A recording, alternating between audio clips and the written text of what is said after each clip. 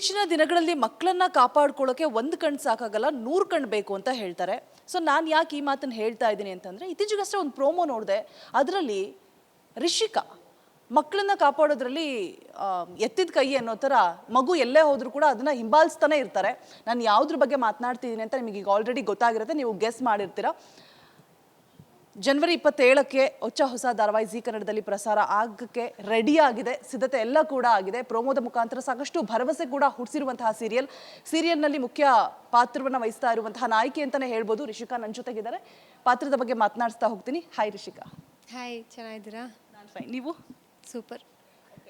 So ನಾನು ಸ್ಟಾರ್ಟಿಂಗಲ್ಲಿ ಹೇಳ್ದಾಗೆ ಆ ಮಗು ಎಲ್ಲಿ ಹೋಗುತ್ತೋ ಅದರಿಂದನೇ ಹೋಗ್ತಾ ಇರ್ತೀರಾ. ಇತ್ತೀಚಿನ ದಿನಗಳಲ್ಲಿ ಏನಾಗ್ಬಿಟ್ಟಿದೆ ಅಂದರೆ, ಮಕ್ಕಳನ್ನ ನೋಡ್ಕೊಳ್ಳೋದಕ್ಕೆ ಒಂದು ಕಣ್ಣಿದ್ರೆ ಸಾಕಾಗೋದಿಲ್ಲ, 100 ಕಣ್ಣು ಇರಲೇಬೇಕು ಅಂತ ಹೇಳ್ತಾರೆ.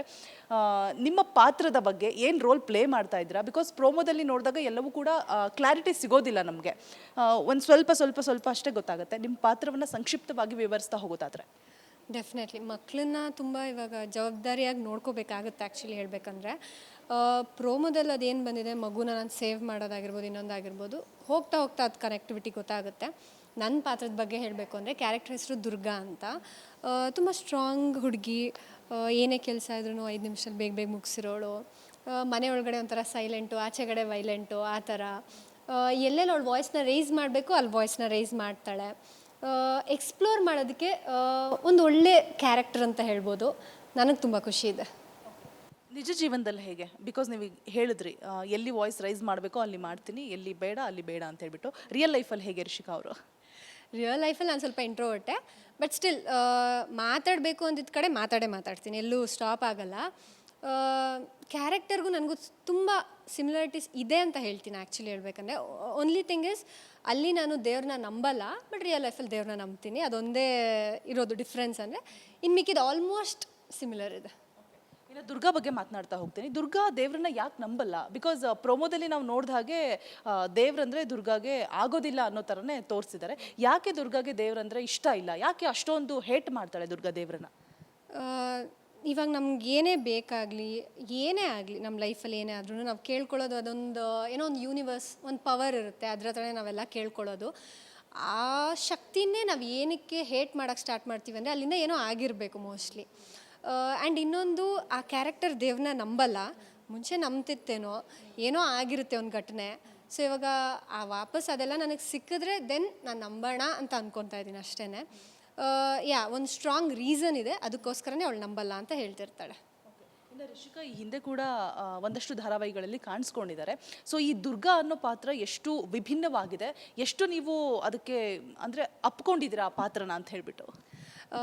ನಾನು ಇದಕ್ಕಿಂತ ಮುಂಚೆ 2 ಸೀರಿಯಲ್ ಮಾಡಿದ್ದೀನಿ. ಬಟ್ ಆ ಪಾತ್ರಗಳು ಹೇಗೆ ಅಂತಂದರೆ, ಏನೋ ಒಂದು ಜಾನರಲ್ಲೇನೋ ಒಂಥರ ಲೈಕ್ ಇವಾಗೇನೋ ಓಕೆ ಒಂದು ಸ್ಯಾಡಲ್ಲೇನೋ ಹೋಗುತ್ತೆ ಒಂದಿಷ್ಟು ಎಪಿಸೋಡ್ಸು, ಆ ಥರ ಏನೋ ಒಂದಿರ್ಬೋದು. ಬಟ್ ಇದು ಲೈಕ್ ವೆರಿ ಏನಂತ ಹೇಳ್ಬೋದು, ವೆರಿ ಸ್ಪಾಂಟೇನಿಯಸ್. ಇಲ್ಲಿ ಮನೆ ಒಳಗಡೆ ಒಂಥರ ಇರ್ತೀನಿ, ಮನೆಯಿಂದ ಆಚೆ ಒಂದು ಕಡೆ, ಆ್ಯಂಡ್ ಇನ್ನೊಂದು ಬೇರೆ ಥರ ನಂಗೆ ಫ್ರೆಂಡ್ಸ್ ಆಗಿರ್ಬೋದು, ಆ ಥರದ್ದೆಲ್ಲ ಇರುತ್ತೆ. ಸೊ ಆ ಎಲಿಮೆಂಟ್ಸ್ ಜೊತೆ ಅವಳು ಬ್ಲೆಂಡ್ ಆಗ್ತಾ ಹೋಗ್ತಾಳೆ. And it is not like very ಒಂದು ಪೇಲಾಗಿ ಹೋಗಲ್ಲ ಈ ಕ್ಯಾರೆಕ್ಟರು. ಎಲ್ಲ ಥರ ಎಮೋಷನ್ಸ್ ಆಗಿರ್ಬೋದು, ಎಲ್ಲ ಥರ ಎಕ್ಸ್ಪೀರಿಯನ್ಸ್ನ ಎಕ್ಸ್ಪ್ಲೋರ್ ಮಾಡೋದಕ್ಕೆ ಒಂದೊಳ್ಳೆ ಅವಕಾಶ ಅಂತ ಹೇಳ್ಬೋದು. ಇನ್ನು ಜಿ ಕನ್ನಡದಲ್ಲಿ ಒಂದು ಚಿಕ್ಕ ಪಾತ್ರ ಮಾಡಬೇಕು ಅನ್ನುವಂಥ ಆಸೆ ಸಾಕಷ್ಟು ಜನ ಕಲಾವಿದರಿಗೆ ಇರುತ್ತೆ. ನಿಮ್ಮದು ಮೊದಲನೇ ಧಾರಾವಾಹಿ ಇದು, ಎಷ್ಟು ಖುಷಿ ಇದೆ. ಅದು ಅಲ್ಲದೆ ಮೇನ್ ರೋಲ್ ಪ್ಲೇ ಮಾಡ್ತಾ ಇದ್ದೀರಾ.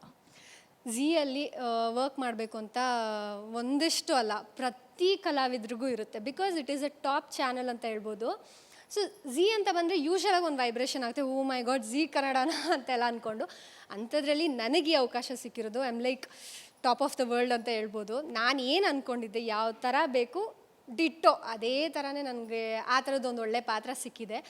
ಝೀಯಲ್ಲಿ ವರ್ಕ್ ಮಾಡ್ತಿರೋದಕ್ಕೆ ಐ ಆಮ್ ಲೈಕ್ ತುಂಬ ಅಂದರೆ ತುಂಬ ಖುಷಿ ಇದೆ. ಆಲ್ಮೋಸ್ಟ್ 2 ವರ್ಷದಿಂದ ಈ ಕನಸು ಕಂಡಿದ್ದೆ ನಾನು, ಮೇನ್ ಲೀಡಾಗಿ ಕಾಣಿಸ್ಕೋಬೇಕು ಅಂತ. ಫೈನಲಿ ಕಾಣಿಸ್ಕೋತಾ ಇದ್ದೀನಿ. I am so happy. ಇನ್ನು ಪ್ರೋಮೋದಲ್ಲಿ ನಾನು ನೋಡಿದ ಹಾಗೆ ಸಾಕಷ್ಟು ಭರವಸೆ ಹುಟ್ಟಿಸಿರುವಂತಹ ಒಂದು ಪ್ರೋಮೋ. ಆ್ಯಂಡ್ ಜನರಿಗೆ ಸಾಕಷ್ಟು ನಿರೀಕ್ಷೆ ಇರುತ್ತೆ. ಜಿ ಕನ್ನಡದಲ್ಲಿ ಒಂದು ಧಾರಾವಾಹಿ ಬರ್ತಾ ಇದೆ ಅಂತ ಹೇಳಿದ್ರೆ, ಅದು ಧಾರಾವಾಹಿ ಥರ ಯಾರೂ ನೋಡೋದಿಲ್ಲ, ಒಂದು ದೊಡ್ಡ ಸಿನಿಮಾ ಥರನೇ ಅಷ್ಟು ಅದ್ಧೂರಿಯಾಗಿ ಶೂಟ್ ಮಾಡಿರ್ತಾರೆ.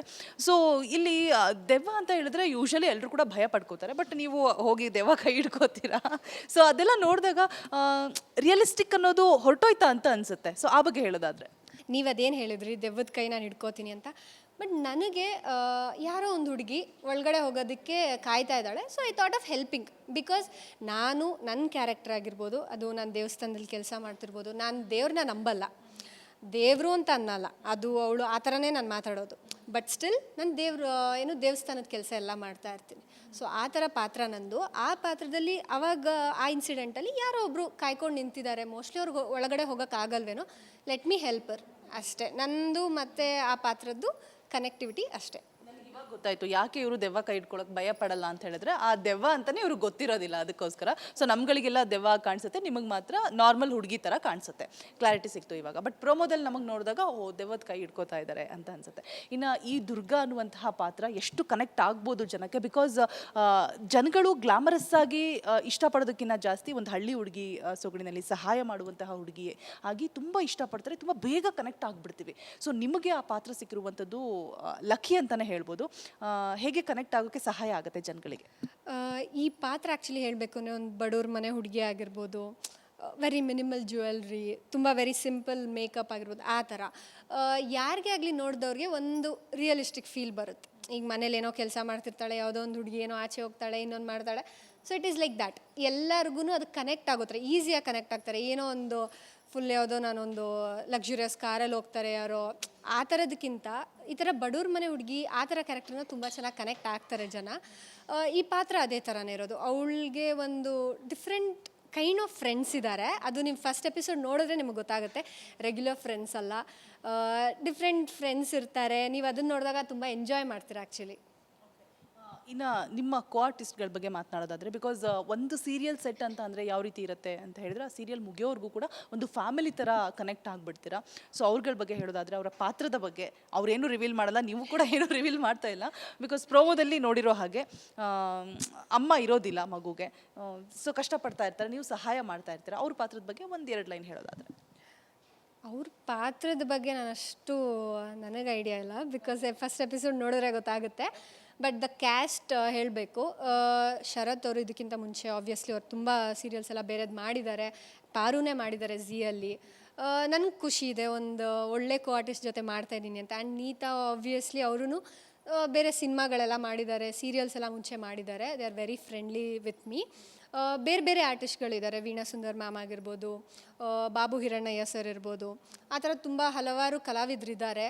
ಆ್ಯಂಡ್ ವೆರಿ ಸರ್ಪ್ರೈಸಿಂಗ್ ಎಲಿಮೆಂಟ್ಸ್ ಥರ ನಿಮಗೆ ಕಾಣಿಸುತ್ತೆ. ಅವ್ರಗಳ ಗೆಟಪ್ಸ್ ಆಗಿರ್ಬೋದು, ಅವ್ರಗಳ ಆ್ಯಂಡ್ ನಮ್ಮ ಸೀರಿಯಲ್ ಮೇಕಿಂಗ್ ಆಗಿರ್ಬೋದು ಎಲ್ಲ ತುಂಬ ಡಿಫ್ರೆಂಟ್ ಆಗಿರುತ್ತೆ. ಇಲ್ಲಿ ನಾವು ಪೋಸ್ಟರ್ಸಲ್ಲಿ 4 ಜನ ಕಾಣಿಸ್ತಾ ಇದ್ದೀವಿ. ಪೋಸ್ಟರ್ ಹಿಂದೆ ಸೀರಿಯಲಲ್ಲಿ it is like bunch of artist. Actually ಹೇಳಬೇಕಂದ್ರೆ ಪ್ರತಿಯೊಬ್ರದ್ದು ಅವ್ರದ್ದೇ ಆದ ಒಂದು ಕತೆ ಇದೆ, ಅವ್ರದ್ದೇ ಆದ ಒಂದು ಟ್ರ್ಯಾಕ್ ಇದೆ. It is not like a regular serial, ಇದು ಒಂದು ಸೀರೀಸ್ ಥರ ಹೋಗುತ್ತೆ. ಸೊ ದ್ಯಾಟ್ ಎಲ್ಲರನ್ನೂ ಎಂಗೇಜ್ ಮಾಡುತ್ತೆ. ಪ್ರತಿಯೊಬ್ಬರು ಕ್ಯಾರೆಕ್ಟ್ರು ಡೆಫಿನೆಟಾಗಿ ಇಷ್ಟ ಆಗುತ್ತೆ. ಮಹಿತನ ಹೇಗೆ ಮ್ಯಾನೇಜ್ ಮಾಡ್ತೀರಾ? ಬಿಕಾಸ್ ನಾನು ಮಹಿತನ ಒಂದ್ಸಲ ಮಾತನಾಡಿಸಿದ್ದೆ, ನನಗೆ ಇಂಟರ್ವ್ಯೂ ಮುಗಿಯೋ ಅಷ್ಟರೊಳಗೆ ಸುಸ್ತಾಗಿ ಹೋಗ್ಬಿಟ್ಟೆ ನಾನು. ಸೊ ಇಡೀ ದಿನ ಶೂಟಿಂಗಲ್ಲಿ ಹೆಂಗೆ ಸುಮ್ಮನೆ ಇರ್ತಾಳ ಮಹಿತಾ? ಆ್ಯಕ್ಚುಲಿ ಅವಳು ತುಂಬ ಸ್ವೀಟ್. ಆ್ಯಕ್ಚುಲಿ ಹೇಳಬೇಕಂದ್ರೆ ಆ ಮಗುಲಿ ಅದು ಏನು ಇನೋಸೆನ್ಸ್ ಇರಬೇಕು 100% ಅವಳಿಗೆ ಇನೋಸೆನ್ಸ್ ಇದೆ. ಬಿಕಾಸ್ ನಾವು ಕೆಲವ್ರನ್ನ ನೋಡ್ತೀವಿ, ಯೂಶ್ವಲಾಗಿ ಮಕ್ಕಳು ಏಜ್ ಇರುತ್ತೆ ಬಟ್ ತುಂಬ ದೊಡ್ಡವ್ರ ಥರ ಬಿಹೇವ್ ಮಾಡ್ತಾ ಇರ್ತಾರೆ. ಈ ಮಗು ಎಂತ ಆ್ಯಕ್ಚುಲಿ ಅವಳು ಹೇಳಬೇಕಂದ್ರೆ ಒಂದು ಮೆಚೋರ್ಡ್ ಕ್ಯಾರೆಕ್ಟರ್ ಅವಳು ಪ್ಲೇ ಮಾಡ್ತಾ ಇದ್ದಾಳೆ. This is a hint I am giving you now. So ಒಂದು ಮೆಚೋರ್ಡ್ ಕ್ಯಾರೆಕ್ಟರ್ ಪ್ಲೇ ಮಾಡ್ತಾಳೆ, ಬಟ್ ಸ್ಟಿಲ್ ಅವಳಲ್ಲಿ ಒಂದು 100% ಇನೋಸೆನ್ಸ್ ಇದೆ. ಅದು ಎಲ್ಲ ಒಂದು ನ್ಯಾಚುರಲ್ ಆಗಿ ಬರುತ್ತೆ. ಆ್ಯಂಡ್ ಅವಳಿಗೆ ಆ್ಯಕ್ಟಿಂಗ್ ಅಂತ ಬಂದ ತಕ್ಷಣ she will switch on like this. ಅವಳು ನೀಟಾಗಿ ಆ ಪಾತ್ರದ ಒಳಗಡೆ ಹೋಗಿ ಆ ಪಾತ್ರಕ್ಕೆ ಏನು ಬೇಕು ಅದು ಮಾಡ್ತಾಳೆ. ಕಟ್ಟಾದಾಗ ಅವಳದು ಚೇಷ್ಟೆ ಅದೆಲ್ಲ ನಾರ್ಮಲು, ಅದನ್ನೆಲ್ಲ ನಾವು ತಡ್ಕೋತಾ ಇದ್ದೀವಿ. ಮಗು ಅಲ್ಲ, ಏನು ಮಾಡೋಕ್ಕಾಗಲ್ಲ. ಬಟ್ ಸ್ಟಿಲ್ ಪಾಪ as an artist is like very concentrated. ಚೆನ್ನಾಗಿ ಏನಂತ ಕರೀತಾರೆ ನಿಮಗೆ? ಬಿಕಾಸ್ ನೀತಾ ಅವಾಗಲೇ ಹೇಳ್ತಾ ಇದ್ರು ಮಮ್ಮಿ ಅಂತಾನೆ ಕರೀತಾರೆ ಅಂತ ಹೇಳ್ಬಿಟ್ಟು. ಸೊ ನಿಮಗೆ ರಿಷಿಕಾ ಅಂತ ಕರೀತಾರ ಅಥವಾ ದುರ್ಗಾ ಅಂತಾನೆ ಕರೀತಾರ? ನನಗೆ ಆ್ಯಕ್ಚುಲಿ ಸರ್ಪ್ರೈಸ್ ಆಗುತ್ತೆ ಫಸ್ಟ್ ಟೈಮ್ ಅವರು ನೀತಾ ಅವ್ರನ್ನ ಮಮ್ಮಿ ಅಂತ ಕರೆಯೋದು, ಶರತ್ ಅವ್ರನ್ನ ಡ್ಯಾಡಿ ಅಂತೆಲ್ಲ.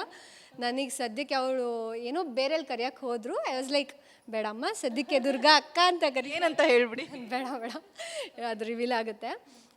ದುರ್ಗಾ ಅಕ್ಕ ಅಂತ ಕರಿತಾಳೆ ಈಗ ಸದ್ಯಕ್ಕೆ.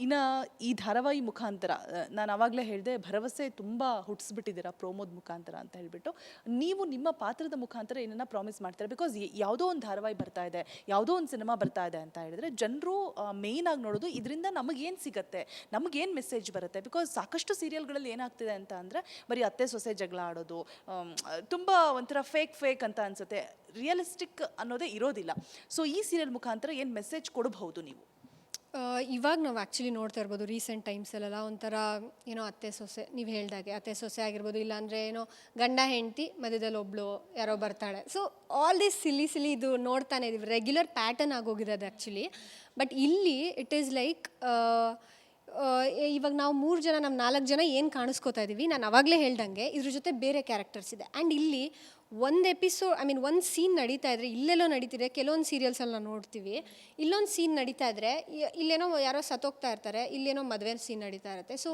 ನೋ ಕನೆಕ್ಷನಲ್ಲಿ ಬಟ್ ಇಲ್ಲಿ ಪ್ರತಿಯೊಂದು ಸೀನಿಗೂ ಅದ್ರದ್ದು ಅದೇ ಕನೆಕ್ಷನ್ಸ್ ಇರುತ್ತೆ ಇಲ್ಲೇನೋ ಆಗಿರುತ್ತೆ ಸೊ ಇಲ್ಲದಾಗುತ್ತೆ so it is a complete ಒಂದು ಸೈಕಲ್ ಅಂತ ಹೇಳ್ಬೋದು ನಾನು ಸೊ ಎಲ್ರಿಗೂ ಒಂದು ಮೆಸೇಜ್ ಅನ್ನೋಕ್ಕಿಂತ ಆಬ್ವಿಯಸ್ಲಿ ಅಮ್ಮ ಅನ್ನೋದು ಎಲ್ಲರೂ ಲೈಫಲ್ಲೂ ತುಂಬ ಇಂಪಾರ್ಟೆಂಟ್ ಪರ್ಸನ್ ಇಲ್ಲಿ ಅದನ್ನೇ ಒಂದು ಹುಕ್ ಲೈನ್ ಆಗಿ ನಾವು ತೊಗೊಂಡು ತುಂಬ ಚೆನ್ನಾಗಿ ಬಿಲ್ಡ್ ಮಾಡಿದ್ದಾರೆ ಅದ್ರ ಜೊತೆ ಎಲ್ಲರ ಪಾತ್ರನ ಸೇರಿಸಿದ್ದಾರೆ ಅಂತ ಹೇಳ್ಬೋದು ಎಲ್ಲರೂ ಡೆಫಿನೆಟಾಗಿ ಎಂಗೇಜ್ ಆಗಿರ್ತಾರೆ ಇನ್ನು ನಾನಿನ್ನ ಬಿಡಲಾರೆ ಅಂತ ನನಗೆ ಶೀರ್ಷಿಕೆ ನೋಡಿದಾಗ ನಿಮ್ಮ ಪ್ರೋಮೋ ನೋಡಿದಾಗ ನನಗನ್ನಿಸ್ತು ನೀವು ಮಗುನ ಎಲ್ಲೂ ಕೂಡ ಬಿಡೋದಿಲ್ಲ ಅಂದರೆ ಯಾವಾಗಲೂ ಪ್ರಾಣಾಪಾಯದಿಂದ ತಪ್ಪಿಸೋದಕ್ಕೆ ಮುಂದಾಗ್ತಿರ್ತೀರ ಅಂತ ನನ್ನ ಒಂದು ಅನಿಸಿದ್ದು ಸೊ ರಿಯಲ್ ಏನು ಅಂದರೆ ರಿಯಲ್ ಲೈಫಲ್ಲಿ ಅಂತನಾ ಅದ್ರದ್ದಾ ಯಾ ಆ್ಯಕ್ಚುಲಿ ಇವಾಗ ಯಾರೇ ಆಗಲಿ ನಮ್ಮ ಮುಂದೆ ಏನೋ ಒಂದು ಪ್ರಾಬ್ಲಮ್ ಆಗ್ತಿದೆ ಅಂದರೆ ರಿಯಾಕ್ಟ್ ಮಾಡ್ತೀವಿ ಸೊ ಅಷ್ಟೇ ನಾನು ಮಾಡ್ತಾ ಇರೋದಲ್ಲಿ ನನ್ನ ಮುಂದೆ ಅಲ್ಲಿ ಯಾರೋ ನೀರಿಗೆ ಬೀಳ್ತಾ ಇದ್ದಾರೆ ಐಮ್ ಲೈಕ್ ನನಗೆ ಸ್ವಿಮ್ಮಿಂಗ್ ಬರಲ್ವೋ ಅದೆಲ್ಲ ಬೇಡ ಆ ಮಗುನ ನಾನು ಕಾಪಾಡಬೇಕು so that's what I am doing year ಅಷ್ಟೇ